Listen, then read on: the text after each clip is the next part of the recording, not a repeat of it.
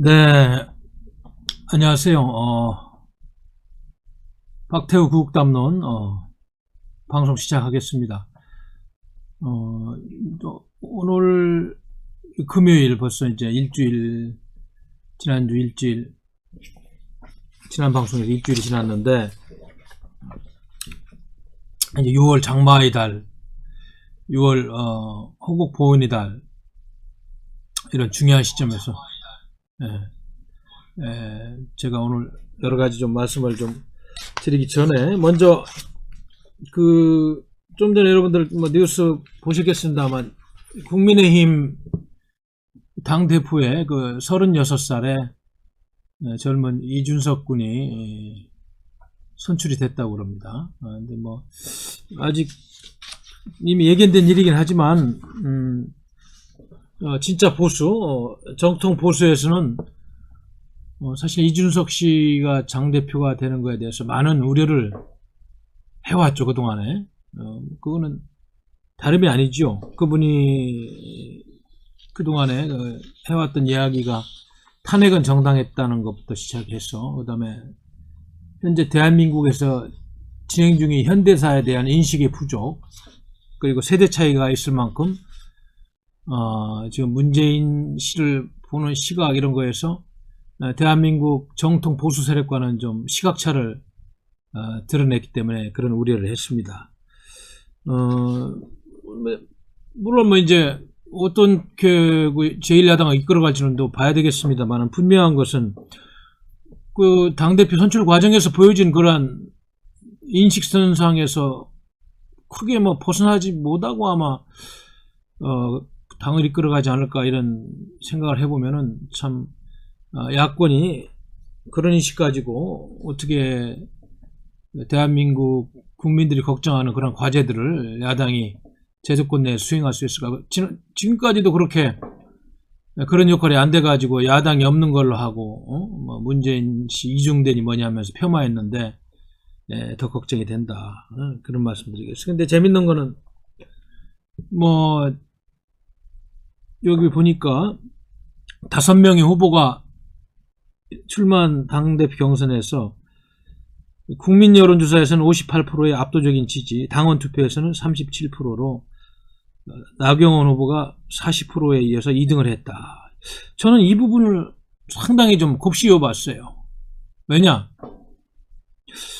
제가 여러 차례 얘기했습니다만은, 아니, 정당의 대표를 뽑는, 당대표를 뽑는 그러한 정당 행사에 당원들의 의견이 가장 중요하고 당원들이 당대표를 뽑는 건데 왜 국민 의견을 물어야 되느냐. 이거는 정당 정치의 원리에 어긋난다. 제가 누차 이야기했습니다. 그렇잖아요. 당원의 대표를 뽑는 거는 당원들의 의견을 가지고 뽑는 거지. 왜 정당의 대표를 뽑는데 왜 국민들의 의견을 듣느냐. 그래서 국민 여론조사에서 58%의 압도적인 지지를 받았기 때문에 결국은 당원 투표를 뽑는 당원 투표에서는 1등을 한 나경원 후보 40%를 지지받은 나경원 후보에 비해서 37%로 2등을 했지만은 국민 여론 때문에 지금 이준석 씨가 당대표가 되는 이런 이변이 일어난 겁니다. 여러분도 알다시피 라이프 올츠라는 그런 학자가 뭐라고 그랬어요. 20세기의 현대 민주주의 국가는 국민주권의 원리에 입각하고 있으면서도 정당 국가적으로 조직되지 않을 수 없고 정당을 통하여 19세기까지 자유롭고 의회적인 민주정치가 20세기에 국민투표적 민주정치로 변천하였다.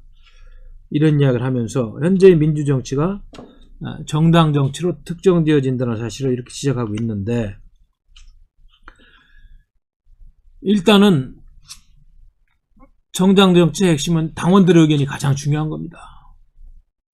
그래서 저는 나경원 씨는 사실은 정상적인 정당 정치의 그런 행태라든지 절차적인 민주주의에서 진행됐다면 억울한 면이 있을 것이다.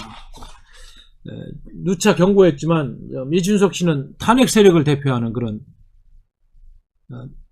대표주자였잖아요. 그것도 유승민, 김무성이라든지 같이 탄핵을 했던 그런 탄핵 세력들이 전폭적으로 지지를 하면서 이 젊은 친구를 통해 가지고 야당의 흐름을 지금 재편하려고 하는 이런 연장선상에서 이해를 해야 되기 때문에 더욱더 이번 선거를 보면서 여러 가지를 생각하지 않을 수가 없다. 저는 그렇게 느껴졌어요. 여러분들 어떻게 느끼셨습니까?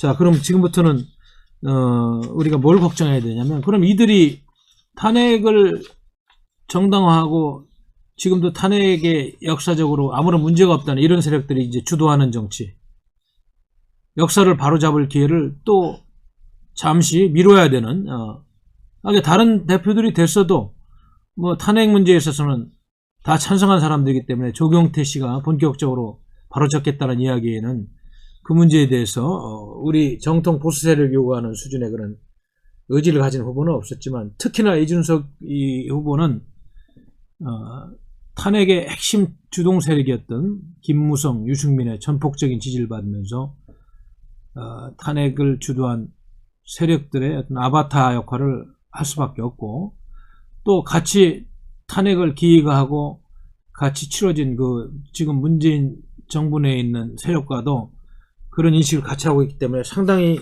어려운 정국이 올 수가 있다.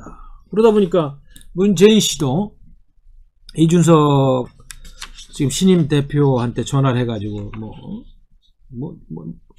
박수현이라는 국민소통수석을 통해서 자료가 나왔다고 합니다만 아주 큰일 하셨다. 글쎄 이게 무슨 의미인지 모르겠어요. 물론 젊은 사람이 이제 당대표가 됐으니까 그렇게 할 수 있습니다만은, 저는 이 문구를 보면서 이게 젊은 야당이 이제 내공도 짙고 또 탄핵한 세력이 더욱더 야당의 당내 기반을 공고한 것을 보면서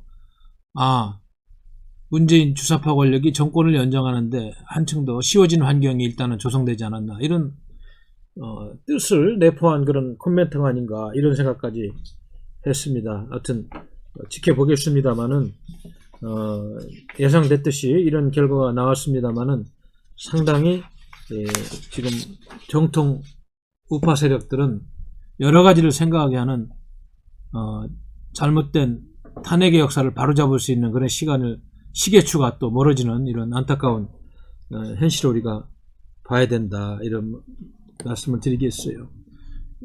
사실 여러 차례 제가 우리 이 담론을 통해서 분석했습니다만은, 지금 야당 대표는 엄격한 역사인식을 하고 문재인의 붉은 폭정의 열차와 붉은 적화 열차와 싸워야 하는 그런 큰 내공과 역사인식이 있어야 되고, 또 지금 개헌이라는 그런 막중한 카드를 들고 나와서 정권을 연장하려고 하는 이 집권 세력의 음흉한 계략과도 싸워야 되고, 또 야권 분열을 통해서 재집권을 하려는 그런 문재인 정권의 아주 꼼수를 분쇄하는 그런 내공과 전국 분석력으로 싸워야 되고, 또 크게는 내년 대통령 선거가 계획대로 그냥 치루어진다면은 개헌이 없이 야권 후보를 어떻게든 단일화해가지고 승리를 해야 되는, 그렇지 않으면 대한민국이 숨통이 끊어지는 이런 절박한 시점에서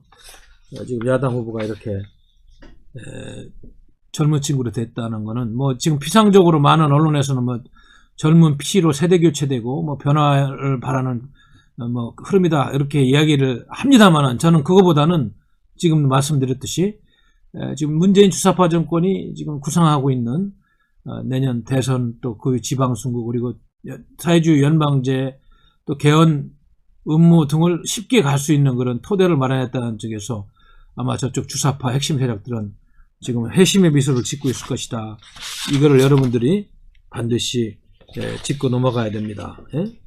그래서 한번 또 지켜보겠습니다만은, 우리 당처럼 잘못된 역사를 바로잡고 탄핵을 바로잡겠다고 이렇게 외쳐온 정통 보수 세력에게는 이 젊은 친구가 당대표라는 것이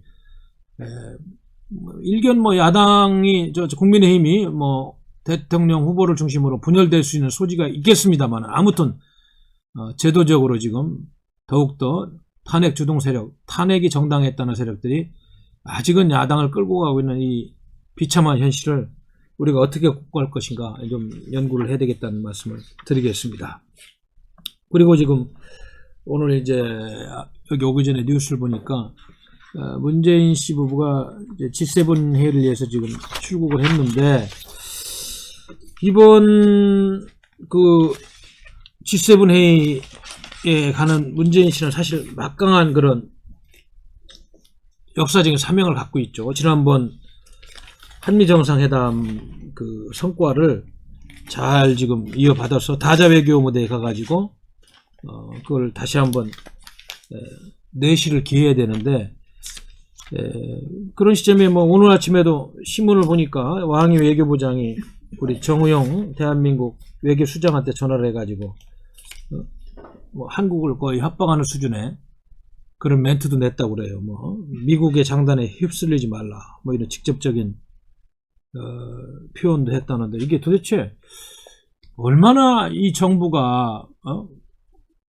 우습게 생각이 되고, 얼마나 이 한반도에서 대한민국 정부가 약한 고리로, 미국의 동맹체제에서 이탈할 수 있는 약한 고리로 이렇게 여겨졌으면 중국 공산당이 연일 역사공정에 의해서, 동북공정에 의해서, 서해공정에 의해서 이런 막말까지 이렇게 막 계속 하는 것인지, 이게 다 이게 주사파 정권의 책임 아니에요. 국민 여러분, 이게 자존심 안 상해요? 이런 얘기를 듣고 우리가 신문에 보도를 하는 걸 읽고 있습니다만, 기가 막힌 얘기 아니에요. 예? 미국에 아니 G7을 하고 거기 나오는 이제 우리 한국하고 인도, 그 다음에 저 어딥니까? 추가로 초청된 나라 남아공, 그 다음 호주입니까?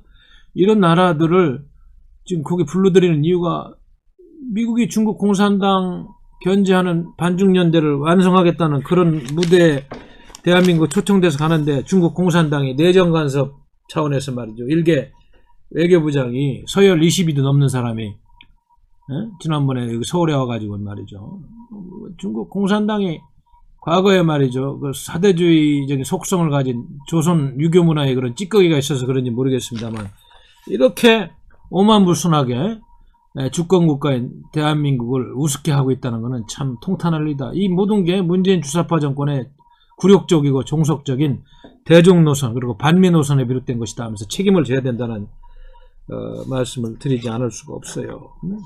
미국 장단에 놀아나지 말라. 어떻게 외교부장이 그런 이야기를 할 수가 있어요? 우리한테 전화해가지고. 그것도 막 출국하려고 하는데, 한국이 얼마나 우습게 보이고 한미동맹에서 이탈할 수 있는 그런 국가로 보였으면 이렇게까지 하고 있느냐. 대만은 오히려 미국과의 관계를 더 강화하고 있는데, 외교부는 이런 전화를 받으면은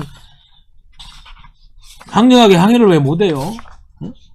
어떤 이런 이야기를 할 때 일개 외교부장이, 정우영이라는 사람이 어떤 태도를 보였는지 내가 짐작이 갑니다. 지금까지 해온 발언이라든지 지금까지 처신해온 걸 보면은 좀 강력하게 항의를 해야 되는 거 아니에요?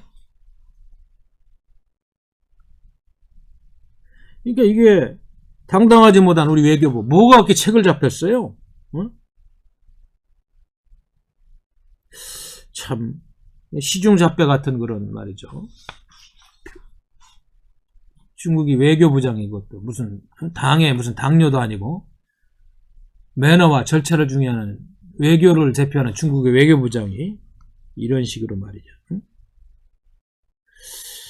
참 답답합니다. 이 국격이 이렇게까지 지금 대한민국이 떨어져 있는 현실이고, 이걸 한국을 얼마나 호구로 보면 이런 짓거리들 하고 있느냐. 호주 보세요. 호주 어떻게 했습니까? 중국의 도발적인 무역보복에 분연히 일어서고 단호하게 대처하고 서방 선진국들하고 딱 연대하니까 더 이상 중국 공산당이 어떻게 할 수가 없어요. 한국도 그렇게 가야지 살 길이 있는 거 아니에요? 그래서 오늘 이준석이가 당대표 된 거는 저는 여기까지 연결이 돼요. 앞으로 단호하게 문재인 정권의 그런 이런 약점들을 뜯어고칠 수 있는 야당 전선이 나오는 그런 기회마저도 그 어린 친구가 당대표함으로써 또 사라지는 게 아닌가. 이번 G7 회의가 얼마나 중요한 회의입니까? 이번에 참석하는 사람들 여러분도 알다시피 여기 G7에서 보면 조 바이든 미국 대통령, 스가 요시히데 일본 총리, 그 다음에 보리스 존슨 영국 총리, 쥐스탱 트루이드 캐나다 총리, 앵겔라 메켈 독일 총리, 그 다음에 마리오 드라기 이탈리아 총리, 그 다음에 특별 초청국 4개 나라가 어디예요?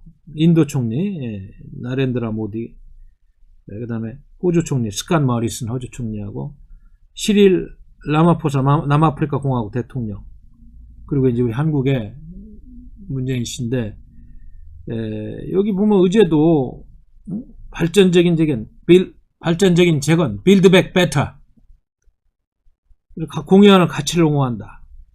코로나 극복과 미래 전염병 대유행 대비한다. 자유 공정무역을 옹호하는 그런 장치를 통해서 미래의 번영을 촉진한다. 기후변화 대응과 생물 다양성을 보존한다. 등등인데 제일 중요한 거는 1번입니다. 공유하는 가치를 옹호한다. 이게 뭐냐면 중국 공산당의 전체주의적이고 권위주의적인 그런 연대를 다시 한번 구축하겠다는 거고, 한국이 거기에 초청받아서 갈 때는 그렇게 앞장서 달라는 건데, 중국 공산당이 그걸 잊고 무슨 속국한테 말이죠, 윽박지르듯이 이런 전화를 하고 이런 거는 정말로 참 모욕스러운 일이다, 부끄러운 일이다, 이런 이야기를 하지 않을 수가 없습니다. 뭐 이게 외교부 장관 이런 이야기 하면 더욱더 그래요. 일반 무슨 당에 무슨 당뇨가 와서 하는 것도 아니고, 이번 회의가 당연히 뭐 지금 지난번에 한미 정상회담에서 논의된 그런 내용들을 확인하는 자리고, 특히 중국이 그동안에 펼쳐온 대만 해협에서의 그런 패권 문제라든지 1대1로 프로젝트를 앞으로 서방 선진국들이 어떻게 견제하고, 또 중국 공산당의 그런 일탈적인 공정무역 질서를 해치는 행위를 어떻게 대처할 건지, 이런 거를 지금 논의하는 자리인데, 지금도 문재인 정부는 시진핑 중국 공산당 주석이 방한하는 문제 이런 데 얽매이다 보니까 이런 아주 불필요한 이야기 듣고 모욕적인 이야기를 들어도 아마 큰 소리를 칠 수도 없고, 3볼 합의까지 과거에 해준 걸 보면은 큰 소리는 그만두고 또 뭐 설명하기 바빴지 않았을까, 수동적으로 말이야. 한미 정상회담 하고 와서 중국 공산당한테 설명을 해야 되는 이런 나라가 돼 있는 불쌍한 대한민국이 아닌가. 하여튼 여러분도 알다시피 지금 돌이켜보니까 중국 공산당한테 3불 합의를 해준 거는 완전히 군사주권을 양보한 거 아니에요. 이거 지금 무효화 시켜야 됩니다. 제가 보기에는. 다음 정권이 어떤 정권이 들어설지 모릅니다만은 정통 보수파가 주도하는 정권에 들어오면 이거 당장 무효화 시켜야 돼요.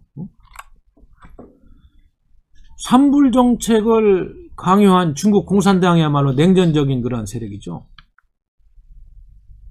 그런데 어떻게 우리 외교장관에게 우리 동맹국인 미국의 대외 전략을 냉전적이라고 이렇게 윽박지르고 이렇게 했는지 이해할 수 없다.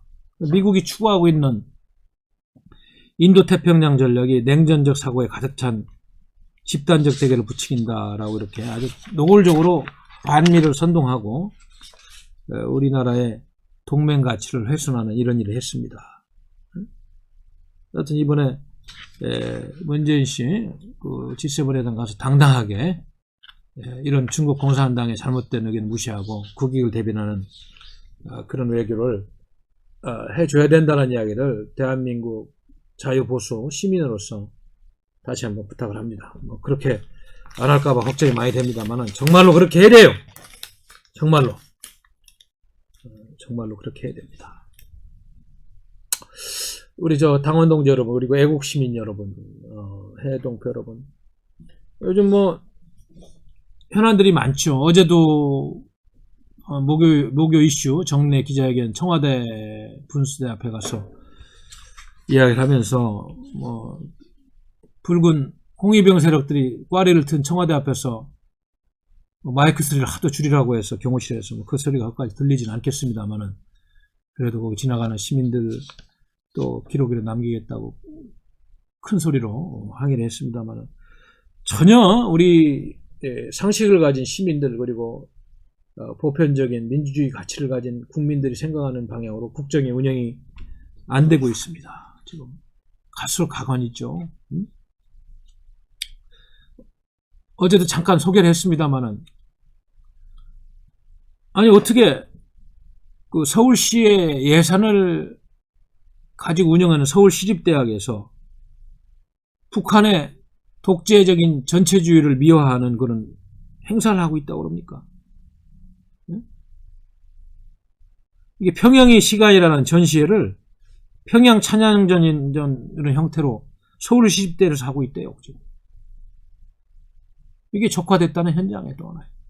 달리 적화된 게 아니죠. 그래서 서울시립대 서순착 총장의 결재를 거쳐서 서울시립대학교 박물관이 9,100만 원의 예산을 들여서 개최를 주관했다는 전시회 4개 주제 중에 하나가 스펙테이클 평양인데 전체주의 계획도시의 그런 평양을 막 극찬하고 있고 또 한국정장에 격전되었던 평양을 이렇게 선전을 하는 말이죠. 이상적인 사회주의 도시로 탈바꿈한다라고 이렇게 문구도 적고 있고 주체 사상을 찬양하는 그런 북한의 전략에 놀아나고 있다.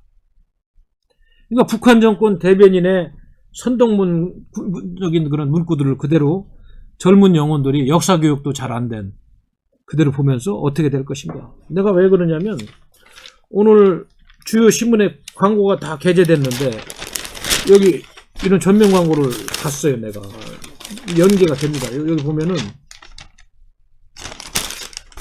그 광고가 뭐냐면 자유민주주의 국민연합에서 냈다고 그러는데 300명 국회의원들께 국민의 마음을 보여드립니다. 그래가지고 여기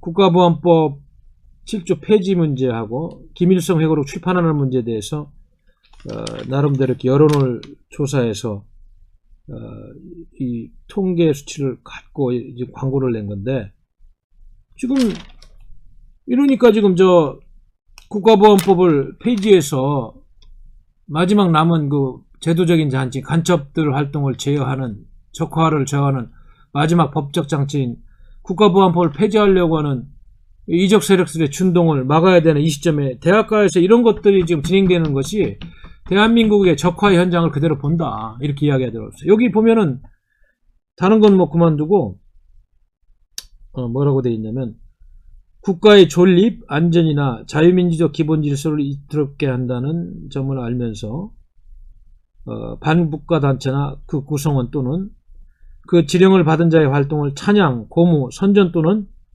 이에 동조하거나 국가변란을 선동한 자를 처벌하는 국가보안법에 대해 어떻게 생각하십니까? 폐지돼야 된다가 18.6%나 나왔어요. 분단국가의 국민이. 물론 제가 말씀합니다. 아직도 대다수의 건전한 상식을 가진 국민들은 64.6%는 유지돼야 된다. 잘 모르겠다가 16.8%. 이게 점점 늘어나는 거야. 폐지돼야 되고 뭐 어떤지 모르겠다는 것이 말이죠. 과거에는 뭐 이런 질문 나오면 80% 이상이 무조건 유지돼야 된다는데 이제는 64%로 떨어졌잖아요. 바로 이런 대학가에서 이런 짓거리들 하고 계속 체제선정, 북한의 통일선전부의 전략에 놀아나는 이런 짓거리들을 정권이 용인하니까 이거 국가보안법이 제대로 집행되면 이런 거 할 수 있나요? 대학가에서? 응? 참혹한 인권유린을 한 시대의 독재자, 인권유린 범죄자인 김정은 체제를 지금 홍보하는 거 아니에요? 이거? 이건 현 정부가 종북 노선, 친북 노선에 발을 맞춘 이건 대표적인 아주 당장 이거 중지시켜야 되는데 우리 국민들이 쫓아가 상인해야 됩니다. 더욱더 한심한 것은 서울시장이 박원순일 때야 뭐 그 사람들이 한통속이니까 그렇다 치지만 아니 우리 모든 보수 세력이 못마땅하지만은 뭐 기회주의적인 중도주의자 등으로 보이는 오세훈이를 서울시장 시켜줘서 이런 건 막아야 될 거 아니야. 못하게. 이런 거 하라고 말 서울시장 찍어뒀더니 민주당 좀 서울시장이야? 도대체 야권 서울시장이야? 오세훈 씨 좀 쫓아가서 쳐다보고 이거 당장 막으란 말이야. 참 한심한 얘기예요. 응? 왜 이런 흐름이 더 갈수록 말이죠. 전혀 제지가 안 되고 더 확산되고 말 이렇게 되거든요. 결국은 정권 교체가 되지 않으면 어렵겠다. 이 나라는 정신적인 건강성이 완전히 부패하겠다. 그래서 미쳐 들어가는 썩고 부패한 대한민국은 도를 넘고 있다. 이런 것이 바로 그 증명입니다. 여기 국가보안법 폐지 문제 여론조사와 더불어서 김일성 회고록 세계와 더불어 국내 출판 문제에 대해서 여기도 보면 이게 참 저는 이것도 깜짝 놀랐는데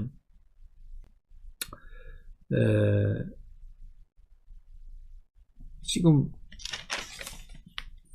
김일성 회고록 세계와 더불어 여기 이게 질문이 뭐냐면 최근 북한의 독재자 김일성의 회고록인 세계와 더불어가 국내에서 출판된 것에 대해 어떻게 생각하십니까? 그래서 여기서 이제 표현의 자유임으로 허용해야 된다가 28.7%야.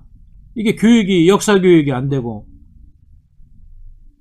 과거에는 군대에서 정상적으로 이게 정원 교육을 하고 그러면 군대 갔다 온 사람들은 도저히 있을 수 없는 이런 의식인데 표현의 자유임으로 허용해야 된다가 28.7%, 잘 모르겠다가 16.0%. 날조된 허위 기록으로 국가보안법이 무력화되기 때문에 판매 금지해야 된다. 이게 55.3% 그랬습니다만은 아니 아무튼 지금 허용해야 된다. 잘 모르겠다가 거의 45%까지가 나오는 걸 보고 이게 대한민국이 무너져 내리는 생생한 증거입니다. 생생한 증거. 언제까지 우리 국민 여러분들이 상식을 갖고 오늘날 이 위대한 대한민국을 건설하려고 희생되어 온 이 자유민주주의 체제 대한민국이 이렇게 허물어져 있는데 언제까지 우리 국민들이 침묵하고 남이 해주겠지 하면서 이렇게 지켜볼 거예요. 언론에서 이런 거 다 보도하는 것도 아니잖아요. 일부 하나씩 보도하는 것만 봐도 저는 그냥 섬뜩한데 대한민국 숨통이 끊긴다고 언제까지 그래야 되느냐. 야, 제가 지난번에도 며칠 전에도 참 걱정스러워 한 말씀 올렸습니다만은 지난번 현충일 추념사에서 이 집권 세력은 현충일이 어떤 날이에요? 6.25로 대표되는 북한 공산주의와 싸워서 이 나라를 지키려고 돌아가신 호국영령들을 위로하는 그런 달인데 말이죠. 이 나라의 최고 통치권자, 국민을 대표하는 사람이 5번째 현충은 추념사인데 세상에 북한을 언급 안 했다는 거 아닙니까? 그런 추념사는 안 하는 게 나아요. 남치만 북한을 언급 안 했다는 그런 추념사를 대통령이 하는 나라란 말이야. 이게 이 대목에서 화가 안 날 수가 없어. 내가 또다시 여기 좀 우리 대칭하는데 많이 들어오셨습니다만 내가 글씨가 적어서 지금 잘 못 읽겠는데 어떻게 생각하세요 여러분들? 너와나 권수현님 등등 나라러브 많이도 오셨는데 6.25 원인에 대해서 6월에 당연히 추념사를 하면은 북한에 남침했다는 이야기를 해야지. 뭐 때문에 안 하냐고 지금요. 이런 것들이 이준석 젊은 국가관과 역사관이 부족한 당대표를 출범시키는 사회적인 분위기가 맞물려가지고 대한민국은 이제 앞으로 보세요. 탄핵을 한 국가 기만 세력, 탄핵 사기 세력들이 이 역사를 주도하면서 이제 국가의 정치는 더 부패하고 이 잘못된 것을 바로잡으려는 정총 보수들은 더욱더 소외되면서 정신을 차리지 못하면 주사파의 그런 계략에 놀아나는 이런 시대가 올 수 있다는 걸 걱정하지 않을 수가 없어요. 2019년 현충일 추념사 때는 문재인 씨가 김원봉이라는 그런 공산주의자를 말이죠. 국군의 뿌리라고 얘기하는 이런 얘기까지 한 여러분들 기억합니까? 이야, 이런 나라가 된 거예요. 그런데도 천하태평하게 맨날 우리 가족만 잘 먹고 살고 뭐 내 재산 지키는데 지장 없으면 괜찮지 않느냐 해서 무관심하고 누가 싸워주겠지 뭐 정치하는 놈들은 맨날 저지랄 하다 말겠지 이런 인식을 갖고 있는 대한민국 국민의 정신은 썩고 부패한 겁니다. 우리 공화당처럼 희생하면서 싸우는 국민을 제외한 나머지 국민들은 그렇게 하시면 안 된다. 거기 5번째 현충일 추념사에서도 예? 한반도 비핵화, 항구적 평화, 북한의 비핵화가 아니고 한반도 비핵화, 항구적인 평화, 참 뜬구름 잡는 소리 어지간히 했어요. 제가 누차 분석했습니다만은 대한민국은 지금 내전 중이고 체제전쟁 중이고 그런 연장선상에서 야당의 전당대회도 치러지고 보수당원이라는 국민의힘 당원들이 그런 혹독한 역관식을 기반으로 당대표를 선출했어야 되는데 무슨 정당의 대표를 뽑는데 국민 여론을 반영해가지고 당원들의 대표를 더 받은 사람이 대표가 안 되고 포퓰리즘 정당 정치를 통해서 그런 인식도 없고 역사를 진단하지 않은 그런 전당대가 돼가지고 뭐 세대교체 바람 이런 피상적이고 허무맹랑한 소리에 묻혀가지고 실질적으로 내가 분석하는 이런 대한민국의 문제점 이런 거에 대해서는 다 썩어 뭉들어져가는 현실을 누가 지키냐 이게 누가 지켜? 항구적인 변화가 그냥 옵니까 여러분? 이준석 씨가 제가 지금 이야기한 이런 것들에 대해서 인식을 가지고 내공을 가지고 야당 대표로서 그들을 견제할 만한 논리와 식견과 역사관이 있어요? 탄핵은 정당했다고 하고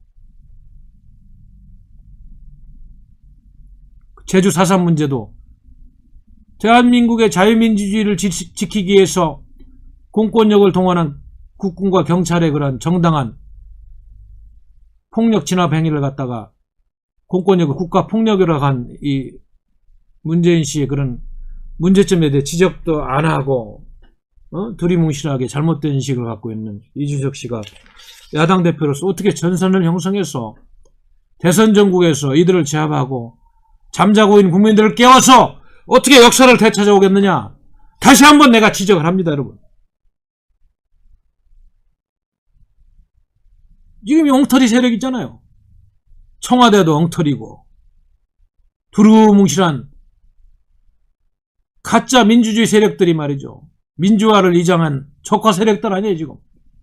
그들이 본체를 알지도 못하고 알려고 하지 않는 세력들이 야당을 이끌면서 최고위원들 몇몇이 보니까 그런 거를 견인할 만한 인물들이 안 보여 내가 보기엔. 그러니까 그들 김기현 씨 스스로도 원내대표 되고 중도정당이라고 그러고 이제는 뭐 중도정당도 못 되죠. 중도 좌정당 돼가지고 더불어민주당은 빨간 전당이라면 이제 분홍색 정당 정도 돼가지고 대한민국의 자유민주주의 체제는 골로 가는 저 어두운 사망의 골짜기로 내 팽갱이 쳐지는 그런 불행한 역사를 오늘부터 쓸 것이다. 저는 그렇게 걱정을 하는 말씀을 드리겠습니다. 한반도의 항구적 평화가 가짜 평화조약 맺어가지고 옵니까?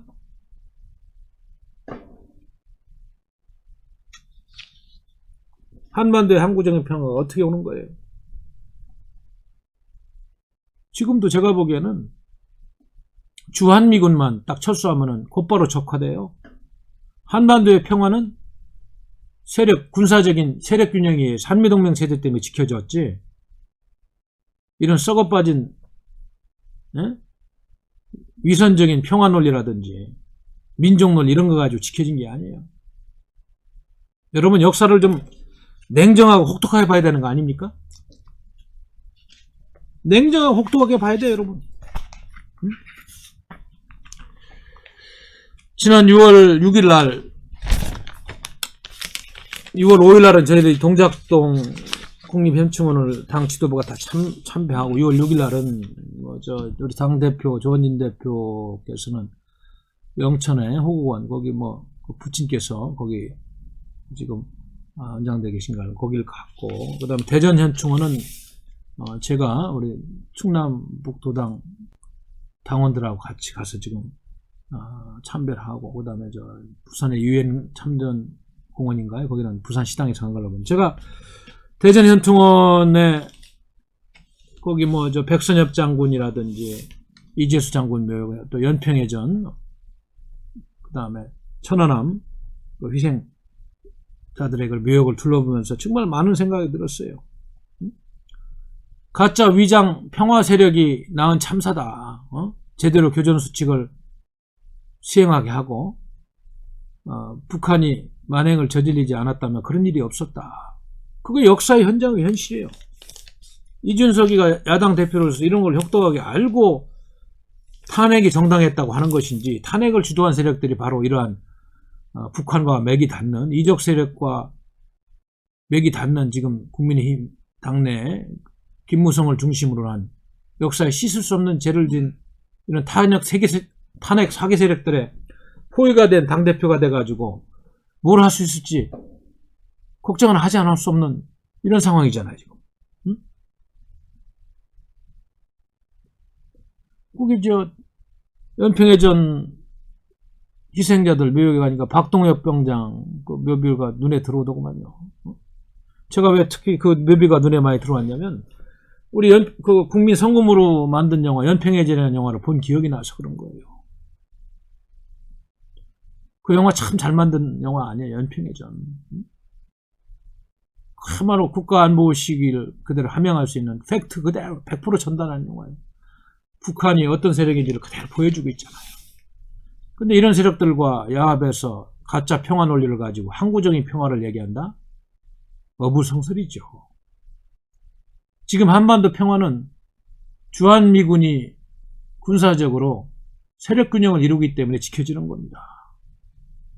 우리 민족끼리 평화 논리 때문에 지켜지는 게 아니에요.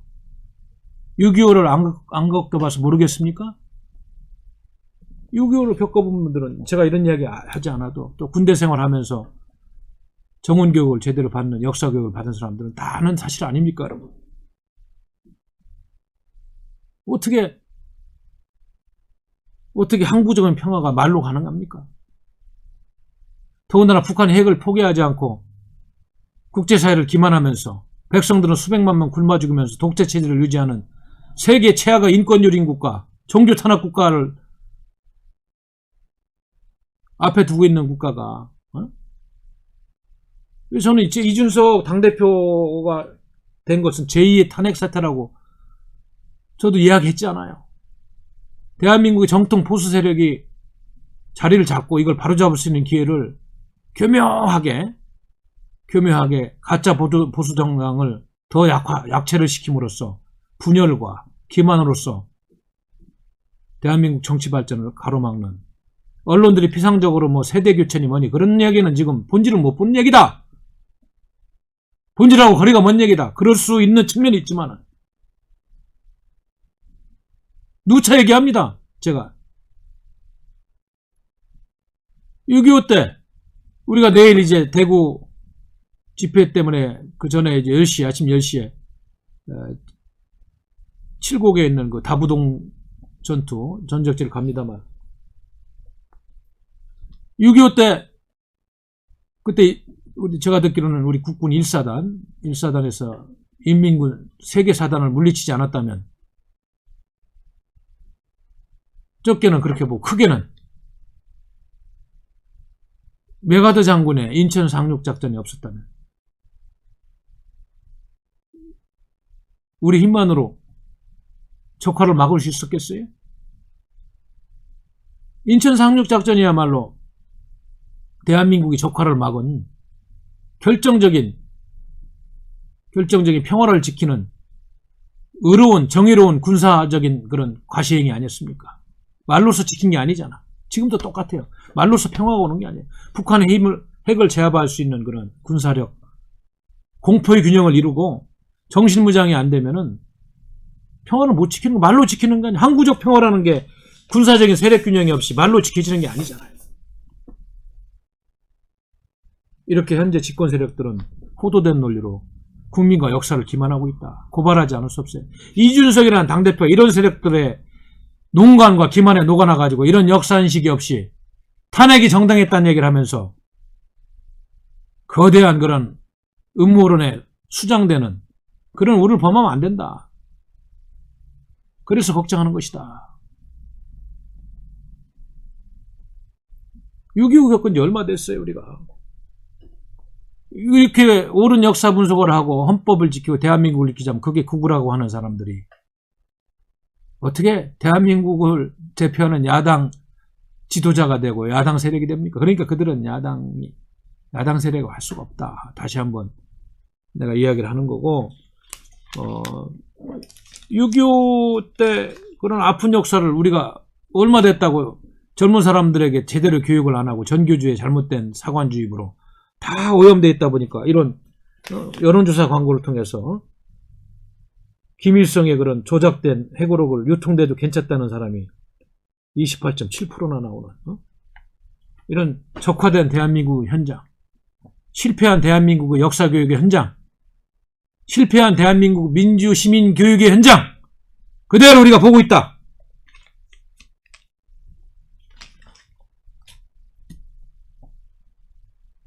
야, 그러니까 지금 대한민국은 내전 중이고 체제전쟁 중이라는 그런 인식이 없는 사람들이 정치한다고 국회에서당 왔다 갔다 하면 대한민국은 그걸로 가는 거예요. 망하는 거예요. 근데 그런 길로 가고 있잖아요, 지금. 추적 개념도 삭제한 대한민국. 국방부가 그거 하고 싶어서 했겠어요? 빨간 주사 빠정권에 들어서 하지 말라 했고. 어제도 제가 청와대 앞 기자회견에서 잠깐 소개했습니다만, 네? 한 메이저 언론 사설에서 얼마나 기가 막힌지 이걸 사설로 써놨더라고, 어제 보니까. 북한이 120만 명의 정규군을 갖고 있고 핵을 무장한, 어디 미국에서 여러 정보기관들의 추정치가 다릅니다만 가장 많이 보는 데는 100개까지 갖고 있다고 지금 보고 있고, 그리고 알다시피 합리성을 결여하고 인권을 유린하는 폭력 집단, 범죄 집단이라는 것이 국제사회의 평가입니다.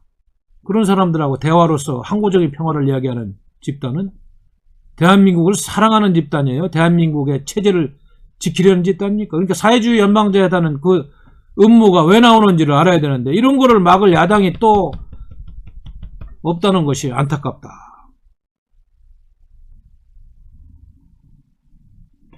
얼마나 많은 도발을 했어요. 도발, 도끼만행 사건부터 해서 뭐 미루 얘기할 수가 없지. 네? 어제 내가 그 사설 보면서 깜짝 놀란 게, 뭐 수류탄 사고가 한번 났다고 해가지고 1년 이상 수류탄 투척훈련도 제대로 하지 않는 우리 군대랍니다. 네? 그러니까 그 사이에 입대한 병사들 수류탄 던지는 법도 모르는 그런 군인이 돼 있는 거예요. 핵을 가진 120만 정규군을 가진 북한하고 비교가 되지요.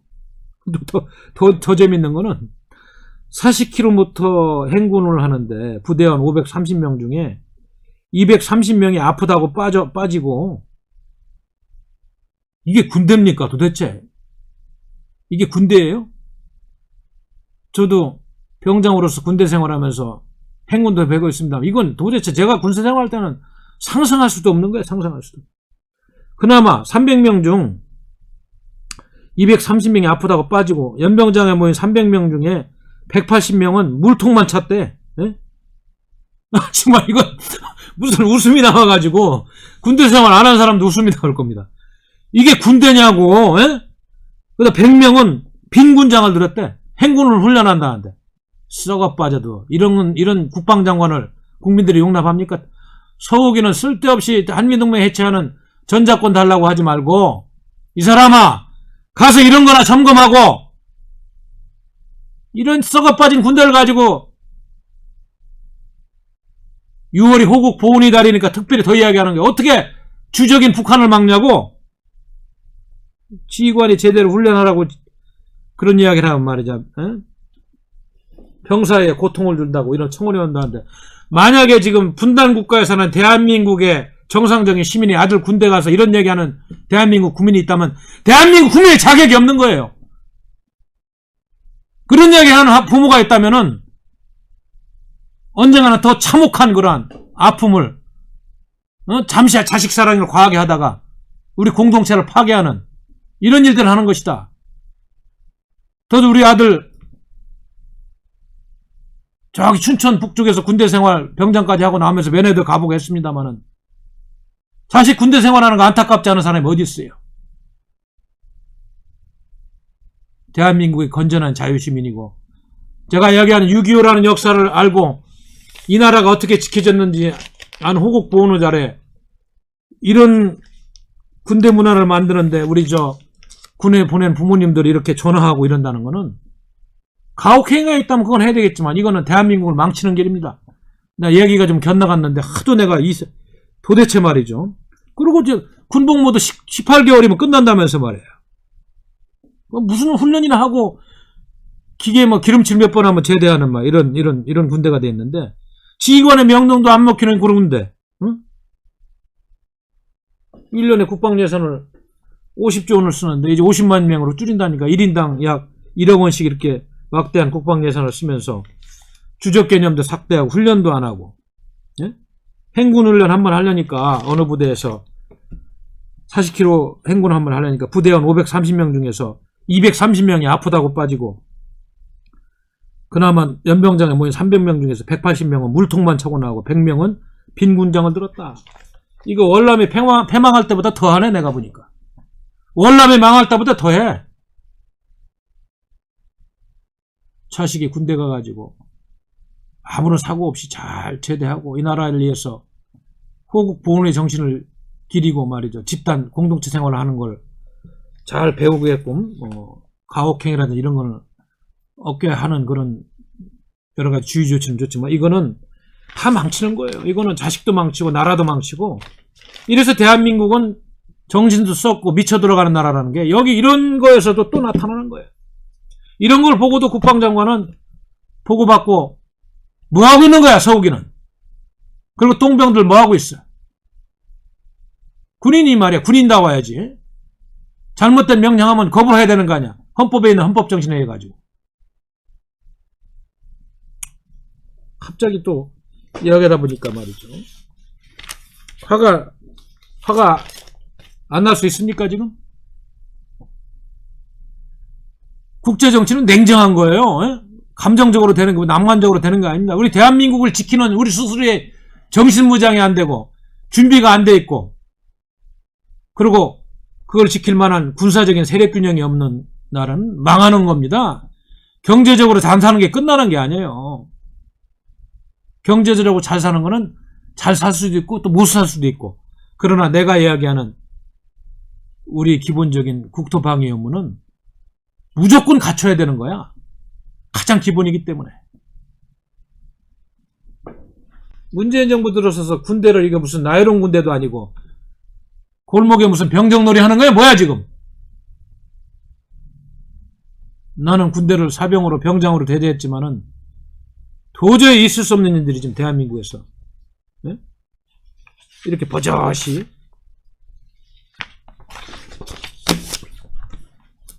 이렇게 일어나고 있다. 붉은 주사파 혁명에 검은 물결이 정신도 묽게 물들이고 모든 걸 다 썩게 만들고 있다. 심지어 이제는 야당 대표를 선출하는데 이상한 언론들이 개입하고 말이죠. 보수 당원들이 투표해서 보수적인 이념을 구현하는 당대표를 구하는 게 아니고 탄핵이 정당했다는, 그리고 제대로 된 역사관에 대해서 검증도 하지 않은 젊은 사람이 하나 당대표가 나와가지고 앞으로 이 간교하고 이 지독하고 말이죠. 정상적인 정치보다는 무슨 혁명을 한다는 그런 무지막지한 무소불위 권력과 물력을 가지고 지금 이 나라를 난도질하고 이 세력과 맞춰서 뭘 한다는 건지 박태호가 다시 한번 경고합니다. 이렇게 되면 나라 안 돼요. 내년 대선 할 것도 없어요. 이 지금 주사파 세력이, 여러분들 내가 몇 차례 얘기했습니다만은 지금 구상하는 게 뭐예요? 현행 헌법제도에서 대선을 해보려고 무단히 말이죠. 지금 그 뒤에 있는 붉은 세력들이 계략도 짜고 합니다만, 지난번에 서울시장, 부산시장 선거 해보니까 야권만 단일화되면 부정선거도 안 통하게 생긴 이런, 너무나 이런 차이가 많이 안 된다는 이런 비상벨이 걸려 있는 거 아니에요. 부정선거 문제는 좀 더 규명을 해봐야 되겠습니다만, 아무튼 많은 사람들이 걱정을 하는 거 아닙니까 이게. 그러다 보니까 이들이 이제 이재명 같은 사람이 이제 저쪽 붉은 세력의 후보가 될지 그건 뭐 아직까지 모르겠습니다만, 만약에 야권에서 단일 후보가 나오면 지난번에 서울시장, 부산시장 봤잖아요. 너무나 큰 차이가 나니까 어렵지 않는 한 비상등이 걸렸는데, 이런 약체 어린 야당 대표가 나오니까 오늘 문재인 씨가 아이고 뭐 큰일 했다고 뭐 아들한테 전화하듯이 참 여러 가지 의미를 주는 그런 멘트를 날린 거 아닌가. 여러분들 잘 생각해 봐야 된다.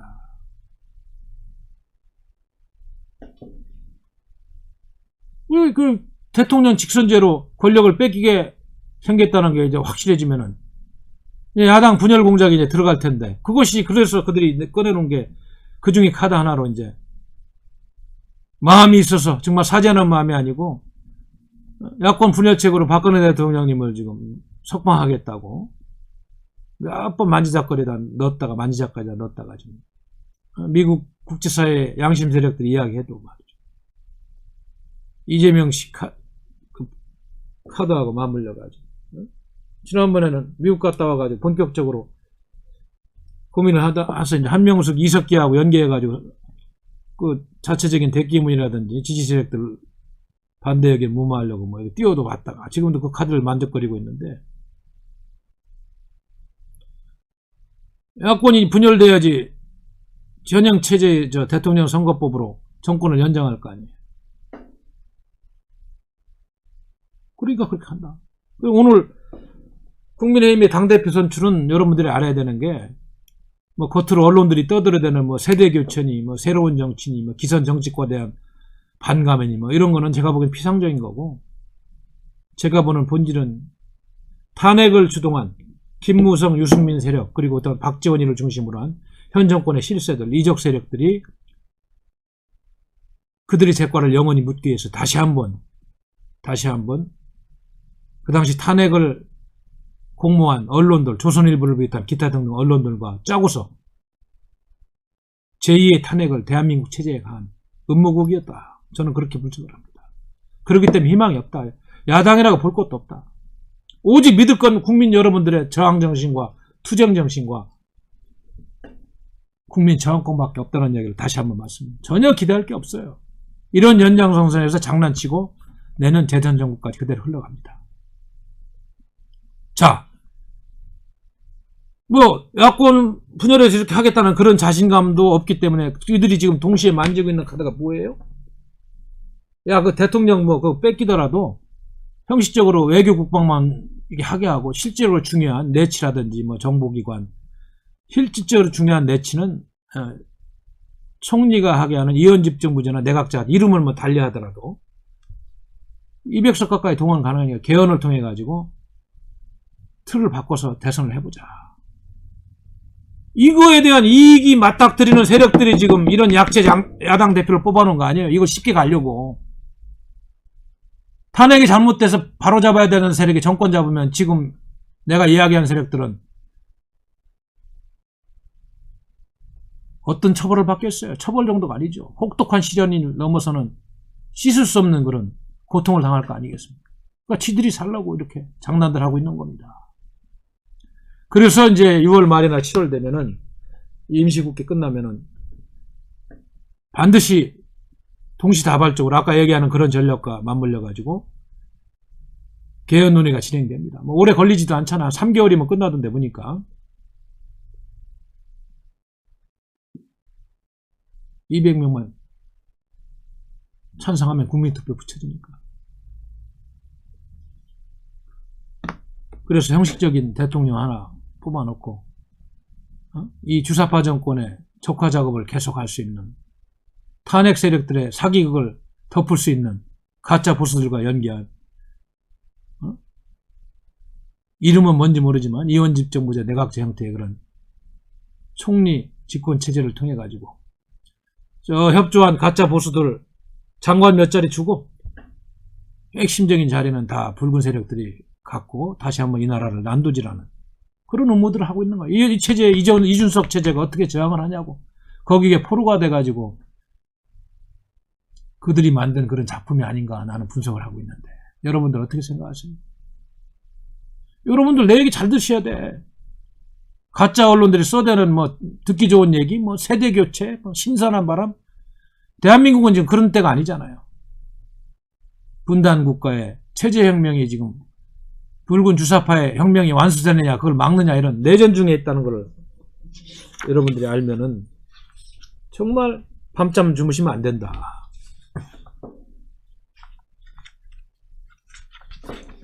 며칠 전에 여러분도 한번 좀 복당 터지는 얘기 한번 들었잖아. 복장 터지는 얘기. 응? 조상호라는 그 뭐 전 민주당 대변인 부대변인 세상에 어떻게 이게 그러니까 이런 이야기들이 이렇게 막 언론에서 떠들고 이게 정상적인 헌법 이념이 구현되는 정상적인 민주주의 사회에서는 도저히 있을 수 없는 일이에요. 그 방송국도 이런 자 출연시켜가지고 그런 거 하면은 제재 먹고 뭐 처벌받고 그러는데 뭐 이런 이야기를 해도 그냥 지나가잖아요. 뭐라고 그랬어요? 천안함 한 장이 자기 부하들을 다 수장시켰다 이런 망발을 해도 그냥 말로 사죄만 하고 지나가는 대한민국 다 썩고 미쳐 들어가는 대한민국이다. 끝났어요. 이런 거 보면. 북한이 공격했다는 사실을 한마디도 언급하지 않고 당시 한미연합훈련이 천안함에서 170km 떨어진 곳에서 이루어졌다는 사실도 말하지 않고 말이죠. 북한에서 하는 이야기를 인정하는 것인지 말이야. 과학적인 조사단의 결과를 인정하지 않고 천안함 함장이 자기 부하들을 수장시켰다는 이런 인식을 가진 이런 사람이 대한민국에서 밥 먹고 정치를 하고 있는 나라가 제정신이냐고. 이게 제정신인 나라냐. 이런 사람이 전직 부대변이지만 이 정권이 생각하는 거를 대변한 걸 수도 있다. 의심을 하지 않을 수 없다니. 하기야 뭐 문재인 씨가 정권 취임 후에도 천안함 폭침을 갖다가 북한 수용이라고 한 번도 확실하게 말한 적이 없죠. 오히려 천안함 폭침의 주범인 김영철 인민무력부장인가요? 그걸 불러가지고 국빈급으로 대화를 하고 천안함 사건을 우발적인 사고라고 했던 그런 사람을 통일원 장관에 임명한 정권이니까 대한민국은 미쳐 들어가고 썩은 나라다.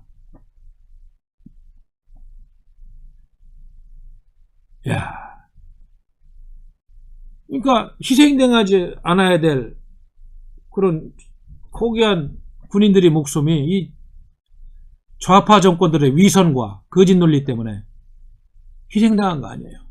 지금도 이렇게 역사적 사실을 호도하면서 종북 노선, 친북 노선으로 대한민국을 망치고 있는 현실을 본다. 그래서 저는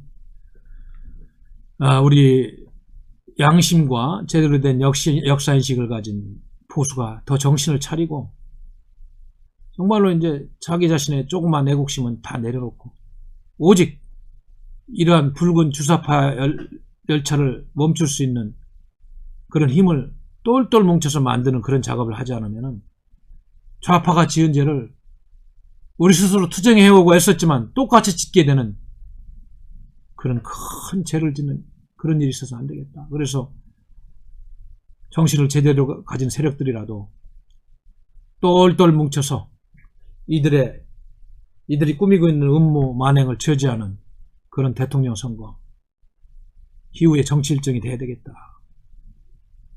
국민들을 일깨우고 국민들도 거리에 나서서 투쟁해야 되겠다. 여러분, 역사가 어렵고 고비마다 많은 국민들의 희생이 있었어요. 지금까지 과거 역사를 보면 혜택받고 기득권층보다는 헐벗고 고통받은 민중들이 순수한 양심을 가지고 더 나라를 위해서 싸우고 희생했습니다. 지금도 제가 애국운동을 해보니까 똑같은 양상이 지금 망해가는 대한민국 현실에서 보여집니다. 이래서는 안 됩니다. 그런 이기주의적이고 자기중심적인 사고로 이 환란에 처한 대한민국을 구할 그런 방법은 없어요. 제가 지금 풍성한 것들을 잘 생각해 보시고 똘똘 뭉쳐서 다 막아내야 됩니다. 그러지 않으면 다 불행해집니다. 다 불행해져요, 모두가. 제 얘기 틀림없습니다. 지금 제가 수년 동안 분석하고 이야기한 것들 다 현실로 그대로 왔잖아요. 틀린 거 없었어요. 제가 무슨 점쟁이는 아닙니다만 왜? 바른 틀을 가지고 분석하기 때문에 그렇게 이야기할 수 있는 거예요. 제가 지금 진행되는 음모도 몇 가지 이야기했잖아요. 이준석이 당대표 탄생 배경도 얘기했잖아요. 그렇게 갑니다. 앞으로. 우리가 똘똘 뭉치지 않고 어떻게 막습니까? 그거를 막아서 이들의 붉은 역사를 저지하는 것보다 더 큰 명분이 어디 있어요? 그렇게 해야 됩니다. 앞으로.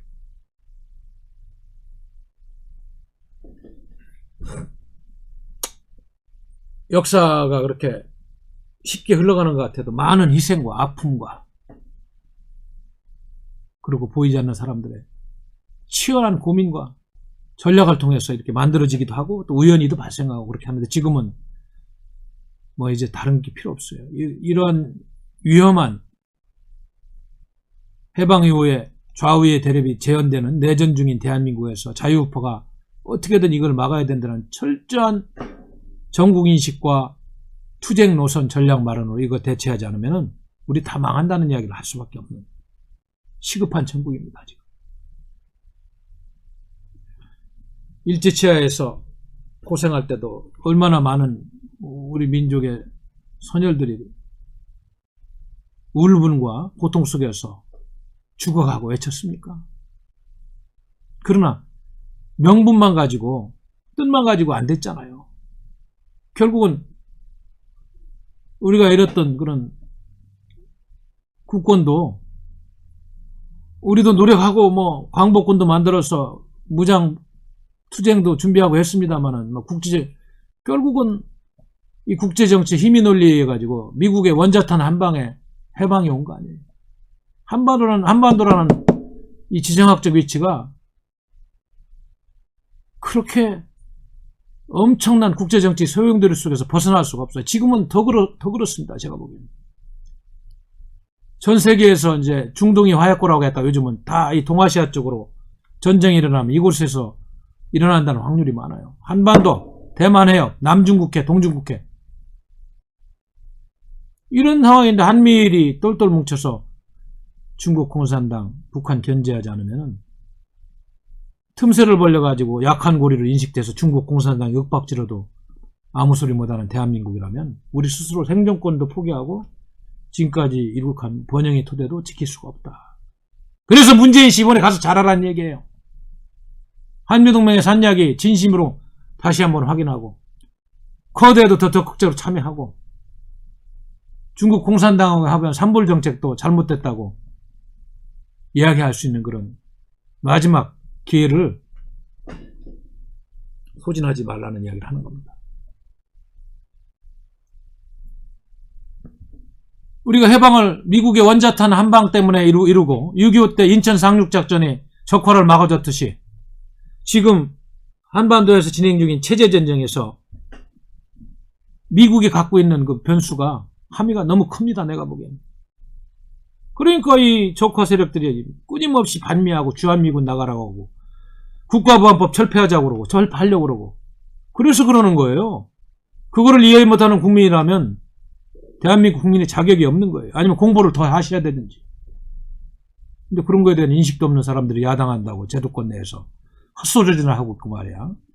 전당대회 내내 야당 대표들 하는 소리 들어보니까 기가 막혀요. 그런 사람들이 어떻게 대한민국 야당 대표로서 이 엄청난 분단국가의 아픔을 극복하고 새로운 정치를 견제 세력을 마련한다는 것인지 도저히 나는 이해할 수가 없어요.